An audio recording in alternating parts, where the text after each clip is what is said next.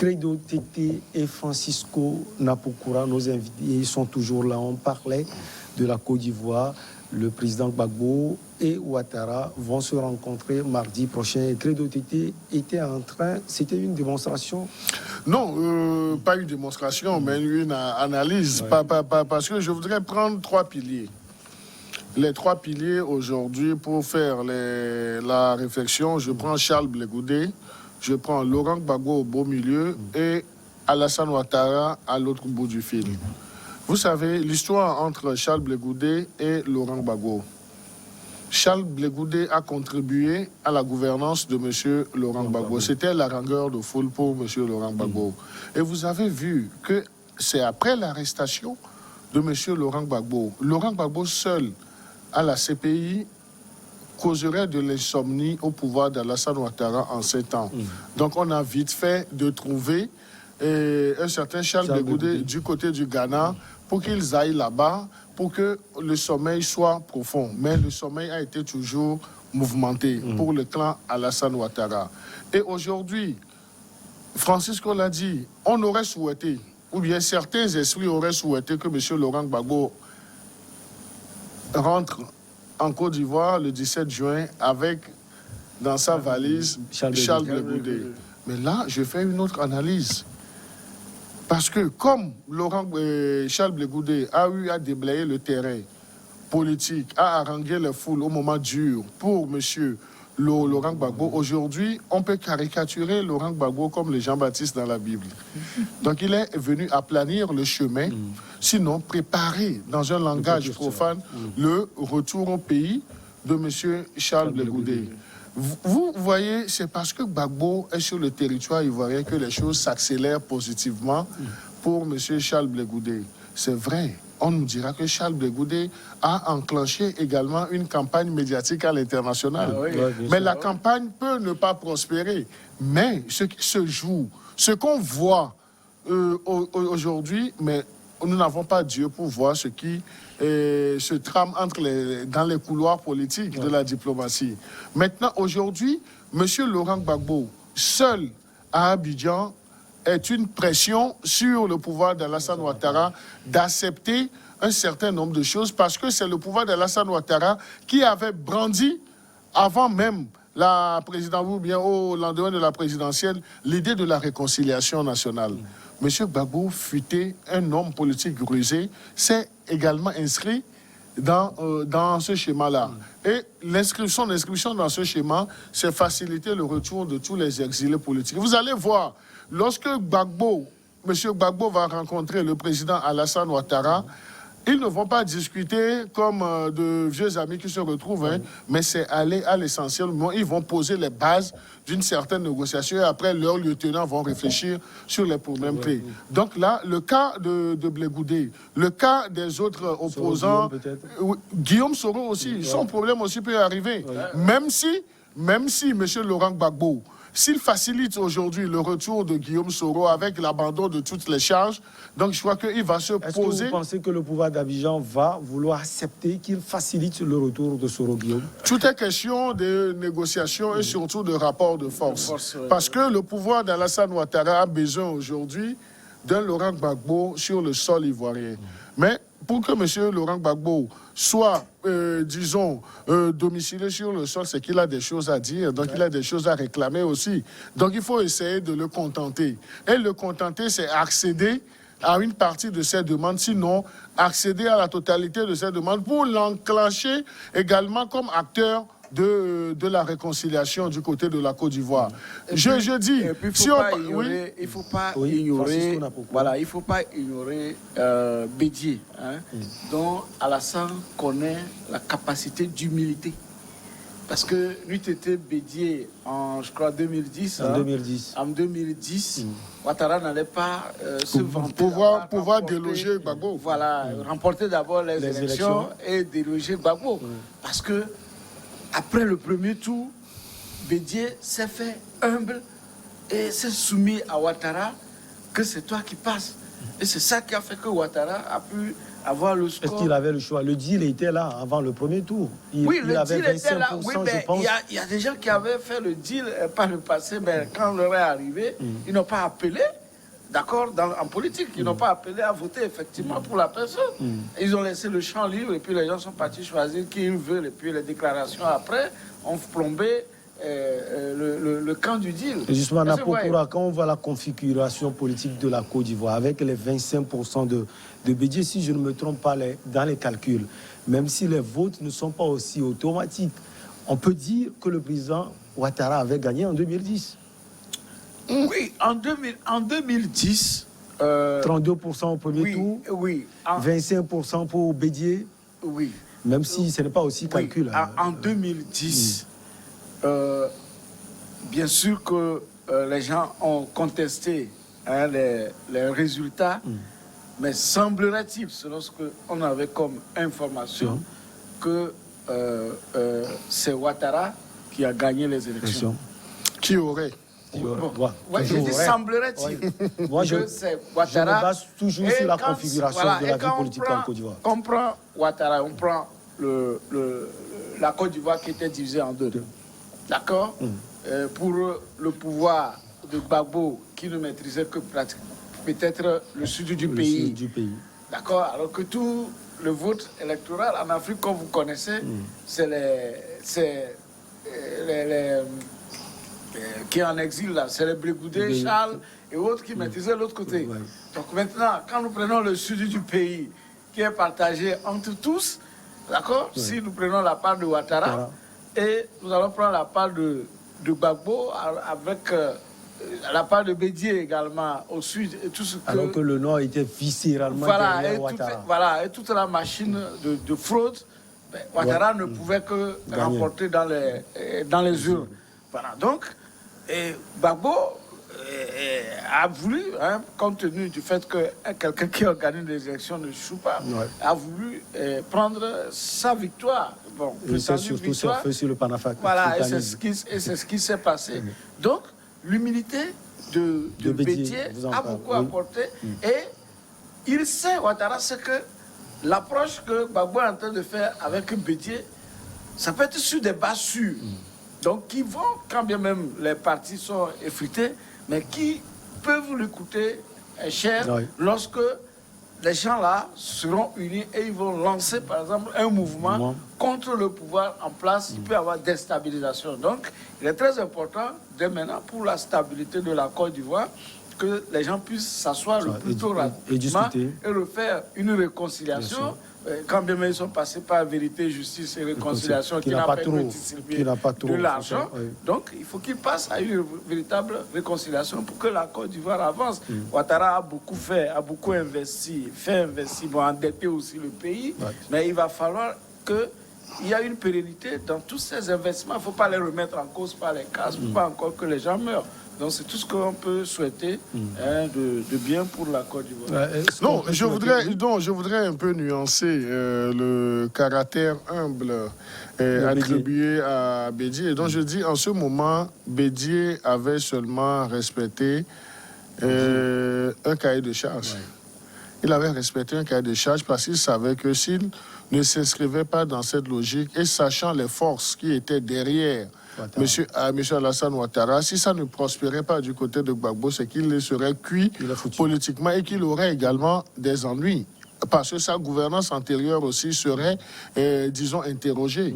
Donc il a préféré... On va aujourd'hui retourner interroger la gouvernance de Bédié. C'est vrai que c'est non, dans les années 80. Non, je parle des années 90. Ça a engendré l'ivalité même. Oui, donc c'est là où je dis, je me pose la question, donc est-ce qu'on peut parler réellement d'une certaine dose d'humilité exprimée par monsieur... Il a co-dirigé même le pays avec Ouattara pendant 8 ans. Oui, il a co-dirigé. Donc je ne parle même pas de la gestion, mais les forces qui étaient en présence, les forces extérieures, les pressions extérieures sur M. Bédié en ce moment pour se rallier à la cause de Alassane Ouattara. Donc je crois que cela ne participait qu'à une certaine matérialisation, disons, du deal qui a été fait.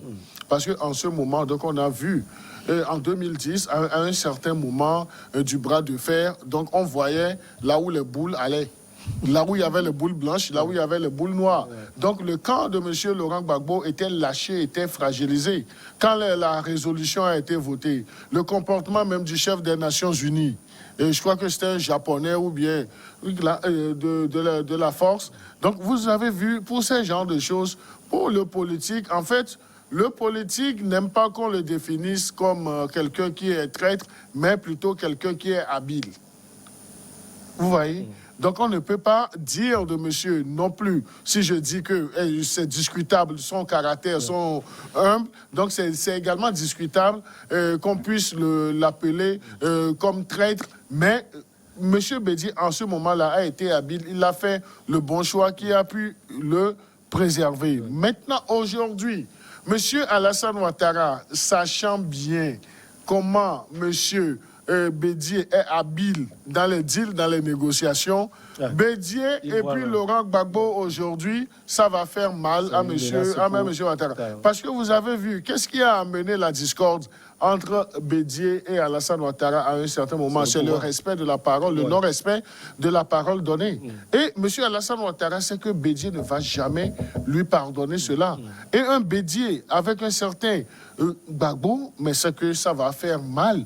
Ça va faire mal sur le plan politique. Donc, vite échanger avec M. Laurent Gbagbo, qui est aujourd'hui le joker. Le joker, c'est M. Laurent Gbagbo. Vous allez voir que toutes les forces vont essayer de le solliciter. Et ce qui va arriver dans le cas ivoirien. Donc, il y a un autre joker, mais qui est fragilisé, qui va bientôt rejoindre le camp d'Alassane Ouattara, qui va le dire qu'il sera obligé, parce que M. Gbagbo est en train de le minimiser, de le fragiliser. Non, oui, de Afin Guessan. Afin Guessan, vous allez voir, il sera obligé. Simone Gbagbo peut-être. Non, Simone Gbagbo va jouer aussi à la résistance. Simone Gbagbo ne peut pas s'afficher totalement avec un certain, mais Simone Gbagbo va narguer politiquement Laurent Gbagbo, parce qu'il y a déjà des choses. Ce n'est pas certain. Non, mais ce ne sont que des analyses. Parce qu'il va le narguer. Parce que Simone Gbagbo aussi veut de la présidence du FPI originel. Ce que Laurent Gbagbo ne voudrait pas pour le positionner là-bas. Donc là, et il y a aussi la menace de divorce. Donc là, est-ce que vous pensez que Mme Gbagbo va accepter signer la fiche de divorce, qui est une affaire de couple, assez facilement, sans penser à son avenir politique? Elle va demander des marges de manœuvre. Francisco, oui, et on termine. Oui, l'avenir de Simone Gbagbo soit en politique. Mais je crois que ce qui sera intéressant, le monsieur, s'il demande le divorce, il faut qu'il... Francisco, vous ne pensez pas qu'elle est mieux placée même pour remplacer Laurent Gbagbo non, à la tête Simone, du FPI, 71 ans, Laurent Gbagbo. Simone est la branche et a commis, a poussé Laurent Gbagbo dans les dérives. Sinon, un pouvoir qui se fait à coup de pasteur. La politique, ce n'est pas le pasteur. La politique, ce n'est pas la religion. Diriger le pays, ce n'est pas la religion. C'est des actes sûrs qu'il faut poser. Allez, on passe au Covid-19. On sait ce que Covid-19 a apporté, surtout négativement dans nos pays et surtout au Togo, avec la fermeture des frontières terrestres. Quel impact justement sur la consommation avec nos chers invités? On va essayer non seulement d'énumérer ces impacts, mais également de les analyser au tréfonds. Francisco Napokura, quel impact sur la consommation au Togo? Oui, est-ce que nous aurons le temps de déployer en tout cas, le peu de temps qu'on a. Sujet, mais est-ce que je ne peux parler de Covid en ce jour sans m'incliner devant la mémoire d'un certain Casimir Kokou Bokna, qui est décédé le samedi, la nuit du samedi dernier. C'est votre frère? Oui, c'est mon grand frère, c'est le fils aîné de ma mère. Toutes nos condoléances. Qui, à tort ou à raison, a été soupçonné de Covid. Lorsqu'on l'a envoyé au CHL Lomé Commune, c'est-à-dire du CHU Tokoin à Lomé Commune, il n'a pas pu résister. C'est ce qui d'ailleurs m'a poussé aujourd'hui à aller faire le vaccin de Covid-19. Je ne l'avais pas fait auparavant, mais je me dis qu'aujourd'hui, il faut que les Togolais se protègent, parce qu'on peut être aussi victime d'une certaine stigmatisation. Parce que quand vous voyez comment les gens sont traités, ce que les soignants parfois ont peur de toucher des malades qui ne sont pas vaccinés, qui présentent des détresses respiratoires et autres. Donc un asthmatique, un diabétique, un tensionnaire, parce que quand vous avez ces maladies, une petite infection peut, pas forcément Covid, et peut vous faire asseoir, même vous tuer. Donc, je crois qu'il y a un problème à revoir au niveau des soignants pour que les gens qui viennent avec les détresses respiratoires, qu'on ne les prenne pas aussitôt comme des cas de COVID. Même si on fait les analyses, ils sont vaccinés. Les agents de santé sont vaccinés contre la COVID-19. Il faut pas qu'ils envoient vite des gens là où on les cache et on ne peut les voir. Même ne plus les voir jusqu'à l'enterrement. Donc c'est un message. Il faut que les compatriotes togolais, même s'ils ne croient pas en la Covid-19, même s'ils ont peur du vaccin, qu'ils aillent se vacciner, parce qu'aujourd'hui, ils peuvent être victimes de stigmatisation. La Covid-19 a malheureusement créé beaucoup de problèmes, beaucoup de torts à nos pays. Et aujourd'hui même, il y a un rapport, je crois, de la Banque mondiale qui épingle les pays pour l'escroquerie qu'un certain Abi Alpha, je crois, avait titré la Covid business. Parce qu'aujourd'hui, cette Covid impacte dangereusement sur le panier de la ménagère. Nous tous, nous parlons de l'augmentation générale du prix des biens sur les marchés. C'est les raquettes, les tracasseries, que ce soit à l'intérieur du pays, parce que toutes les barrières, que ce soit la nuit ou le jour, vous allez voir des policiers, des gendarmes qui sortent spécialement pour une certaine heure pour raqueter les gens. Et vous voyez les frontières, c'est la catastrophe. Et les frontières pour traverser, la dernière fois, j'ai une parente qui est revenue du Burkina pour avoir pris le bus à 19 000 de Ouaga, Lomé, arrivé à la frontière. On vous descend et on vous dit « Ah, le bus de l'autre côté va quitter dans 30 minutes. Si vous ne venez pas vite, le bus va quitter, vous laisser. » Alors, c'est là où les passeurs, tout le monde rentre dans la danse. Et au finish, c'est 24 000, elle a dépensé en plus ce qu'elle avait payé 19 000 pour traverser la frontière. Vous imaginez, elle est une commerçante. Quand elle revient au pays, après avoir acheté, c'est-à-dire que des biens à vendre, quand elle revient, elle doit ajouter tous ses frais supplémentaires au prix d'achat et plus de revient, ajouter sa marge avant de vendre. Ce qui fait que, inéluctablement, les prix des biens sur le marché ne peuvent que flamber. Donc, la Covid-19 a quitté depuis la phase de crise sanitaire. C'était devenu une crise économique et maintenant ça devient une crise économique mortelle. Parce que non seulement on meurt à l'hôpital, aussi on va mourir de la flambée des prix. Donc l'impact est grand. On n'aura pas le temps d'aller au fond. Allez, Titi, selon vous, quel impact on peut avoir précisément sur la consommation au Togo? Non, l'impact sur la consommation, donc ce sont les produits qui seront chers parce que les frontières sont fermées, donc il n'y a pas de libre circulation des personnes et des biens. Il n'y a pas de libre circulation des marchandises parce qu'il y a un business qui est développé au niveau des frontières qui fait qu'il y a des taxes supplémentaires qui sont imposées même aux gens et des fois même ça passe la limite autorisée. Donc, ça fait que nos bonnes dames sont obligées de dépenser plus pour faire rentrer leurs produits et pour commercialiser. Donc là, on ne peut pas faire le commerce à perte. Donc, on doit pouvoir rentrer dans ces fonds et c'est pour nous, le consommateur lambda, c'est nous qui faisons les frais. Parce que vous allez voir, sur le marché aujourd'hui, vous allez voir que les prix ont flambé parce qu'on va vous dire que les frontières terrestres sont fermées, l'acheminement des produits est devenu assez complexe. Cela n'est pas facilité, donc il n'y a pas, malgré la bonne volonté de nos gouvernants, donc sur le terrain, la pratique, elle est autre chose.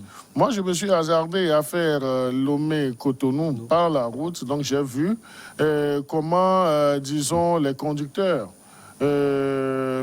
traversent, et avec tous les postes de dépenses, donc je me suis dit, si nos bonnes dames, nos bonnes mamans qui sont les commerçants doivent payer tous ces frais à l'aller comme au retour, donc c'est que le produit qu'on devrait nous vendre, par exemple, à 100 francs, donc logiquement, pour entrer dans ces fonds, on peut aller au minimum à 300 francs. Donc ça fait x3.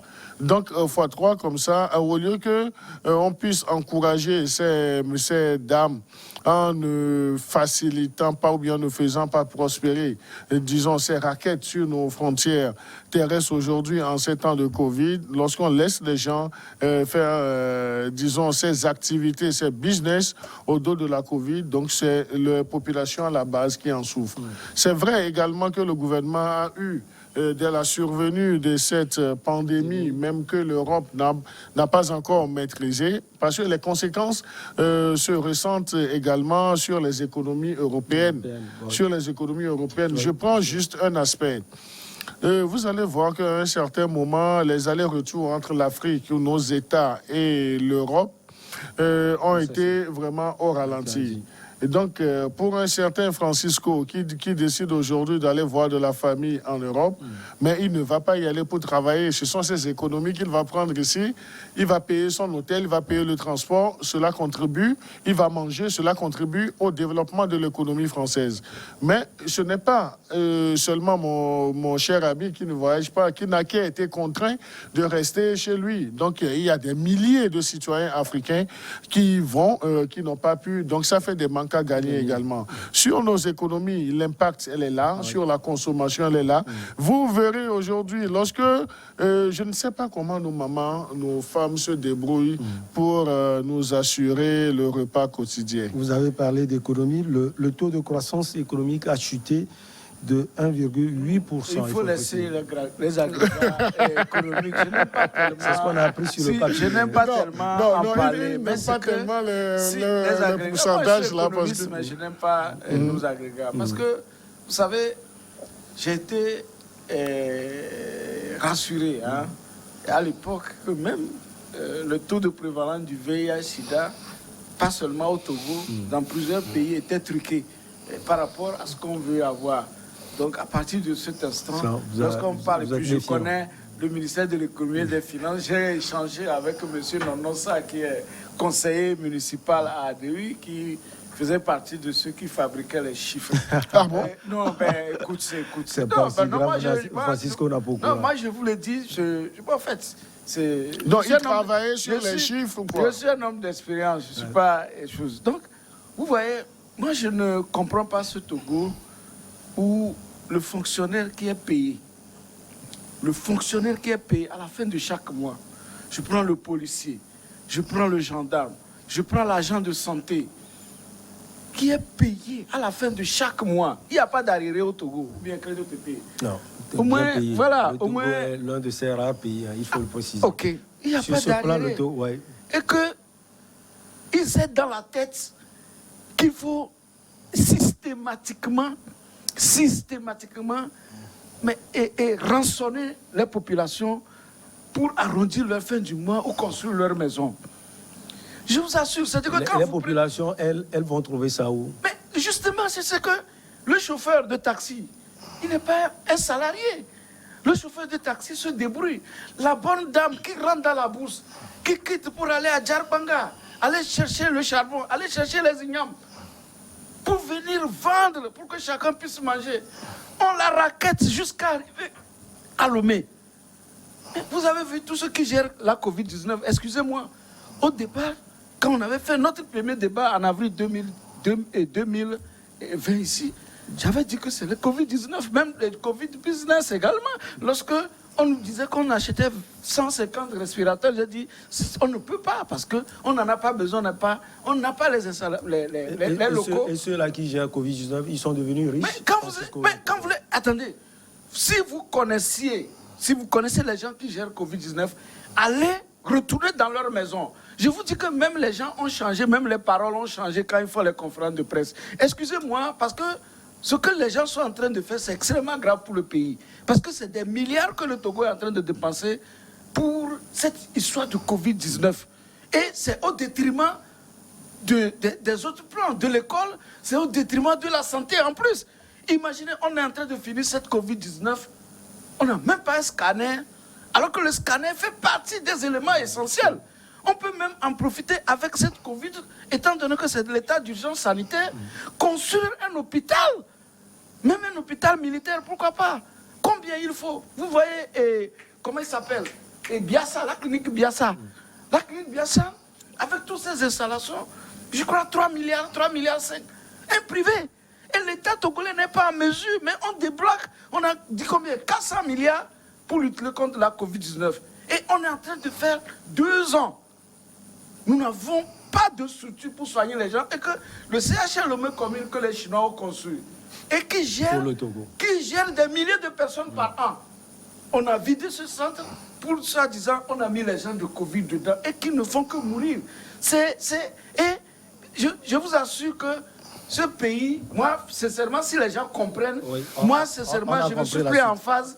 Je ne suis plus en phase avec les réalités du Togo. Ce qu'il a dit en partie, il a raison. Hein. Les gens ont même parlé des business qui sont installés au niveau des frontières. On demande la réouverture de ces frontières.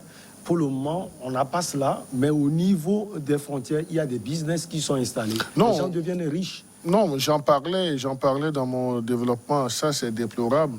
Parce que je me dis, ceux qui font ce business, est-ce qu'ils ont la pierre à la place du cœur? Parce que il faut vivre ça. Vous savez, aujourd'hui, si vous voulez, par exemple, prendre un taxi, louer un taxi de Lomé à Cotonou, donc on vous dit le minimum, c'est 40 000. Donc c'est 40 000 francs CFA pour l'aller. L'aller-retour, ça fait 80 000. J'en ai fait l'expérience. Lomé-Cotonou, qu'on faisait à combien? Lomé-Cotonou, j'étais resté dans le véhicule. De Lomé à Cotonou, j'ai fait l'aller-retour, donc j'ai payé 80 000. 80 000. Et il fallait voir. Je me suis dit, je vais voir, parce que le taximan me disait ce qu'il m'a donné comme prix, que ce n'est pas exagéré. Moi-même, je vais voir combien il va dépenser sur la route. Et sur la route, les raquettes des routiers, avant même d'arriver à la frontière de Hila-Kondi, une fois à Hila-Kondi, comment les douaniers, les policiers ont été pris à charge. Comment est-ce que les badauds qui s'improvisent des collaborateurs, c'est en collaboration. Des collaborateurs qui tiennent les cordes, chacun demande de l'argent. Voilà. À un certain moment, j'ai eu pitié pour le chauffeur. Je me suis dit, mais finalement, tu as pris le carburant. C'est dans ça que tu vas nourrir ta famille. Combien tu as dépensé? Donc, je ne vais pas dire, sur les 40 000, ce qu'il a dépensé, c'est vraiment choquant. C'est vraiment choquant. Donc, il faut décourager ce genre de choses. Mais cela ne peut pas nous exposer à dire qu'il n'y a pas des efforts qui sont faits. Des efforts sont faits. Mais au niveau de certaines responsabilités, il y a eu un certain nombre de laxismes. Donc, moi, je dis, les gens ont pris, se sont sacrifiés aussi pour gérer, pour coordonner la gestion. Donc, ils font de leur mieux. Donc, il faut les encourager. Et lorsqu'il y a de ces pépins, c'est à nous de les relever, c'est à nous de les approcher. Oui, non, il l'a relevé. Mais on peut le faire également sous d'autres formes, essayer d'attirer leur attention sur ce qui ne va pas. Mais je ne peux pas tabler si les gens se sont vraiment enrichis, si les gens ont rénové leur maison. Je n'ai pas les preuves, donc je ne vais pas verser dans la diffamation. Même si... Non, je crois que... Bon, oui, non, je n'en disconviens pas, mon cher ami. C'est un très bon sujet. C'est un très bon sujet d'investigation. Est-ce que vous convenez avec moi que c'est un bon sujet d'investigation que nous pouvons faire? Mais moi, je ne peux que parler sur des faits. Donc, je dis, la COVID a créé des situations assez désagréables pour le commun des mortels. Mais moi, je ne peux pas m'aventurer pour dire que je n'ai pas encore les preuves matérielles. Je ne peux pas faire dans la délation, dans la diffamation. Je ne peux pas même aller jusqu'à dire que un certain nombre de responsables, leurs voix ont changé parce qu'ils profiteraient de la crise et autres. Mais nous déplorons et nous devons en tant que citoyens contribuer aux efforts qui sont faits, aux politiques qui sont implémentées pour soulager un temps soit peu. Nos amis ont Attendez, lorsque l'État décide de mettre 400 milliards, c'est des efforts. Je n'ai pas refusé qu'il n'y a pas des efforts. Mais ceux qui sont... Mais au-delà de 400 milliards, mais il y a eu des actions qui ont été implémentées. Et il y a également des sacrifices des gens qui sont au devant de la lutte. L'État doit suivre également. Au-delà de l'État, c'est ce qu'on est en train de dire. Mais lorsque le ministre de la Sécurité a créé les numéros verts, ça sert à quoi? C'était pour dénoncer. Est-ce que vous comprenez? Ça veut dire qu'ils savent qu'il y a la gangrène. Mais la dernière fois, le confrère Dimas Dikodo a fait un travail sur le fait, moi-même ici, sur le plateau, pendant, même dans les tribunes de la presse, que quand vous quittez Lomé Saint-Cassé, ce que vous dépensez sur la route. Avant d'arriver à Lomé. Oui, ce que les taximans disent. Moi, j'en ai même parlé sur ce média ici. Donc, imaginez que ces efforts que l'État est en train de faire, vous votez 400 milliards, les gens ne vous feront jamais de compte. Je dis la preuve, un scanner médical, on en a besoin dans la lutte contre la COVID-19. On aura sans doute. Mais dans 400 milliards, on n'en a pas eu. Quand est-ce qu'on en aura? Non, les 400 milliards ne sont pas encore épuisés. C'est l'occasion d'attirer l'attention. Je conviens avec toi pour dire qu'il y a ce besoin que nos hôpitaux soient dotés de scanners. Le plaidoyer, nous le faisons. Toi et moi, ce que nous avons comme force... Quelle est la politique de l'État en temps de santé? Si c'est nous qui devons lui rappeler, la politique de santé de l'État, donc je crois que c'est également un bon sujet, c'est également un bon sujet que nous pouvons, toi et moi, aborder pour dire que le besoin est là. Les soucis sont toujours là. Mais ne diabolisons pas ceux qui se dévouent. Donc les gens font des efforts, mais il faut décourager les velléités. Simple mot de tête, ils rentrent dans l'avion pour aller se faire soigner en France. Non, mais est-ce que tu peux citer des noms? Merci également à vous. Non, mais moi je ne veux pas aller dans la diffamation parce que je n'ai pas des éléments. Allez, très bonne suite de nos programmes. Merci beaucoup.